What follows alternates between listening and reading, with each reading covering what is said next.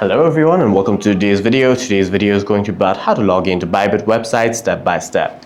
The first and foremost thing that you must do is open up Google Chrome or a browser of your choice and then tap on the search bar and then type in Bybit. Hit go or enter on your keyboard and then tap on the first link. Tap on the cross icon. If you're in a mobile browser, you will have to swipe to the left and then hit sign up at the top right of your screen.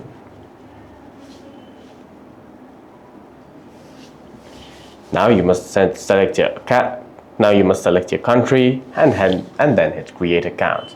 Here you can enter your email or phone number and you'll have to enter your referral code, which is optional, and then hit create account. You can also try signing in with Google, Apple or Telegram. After you've created your account, you can hit login at the top right of your screen, enter your email address, hit next, and enter your password to log into your account. For any further questions, please feel free to leave a comment down below.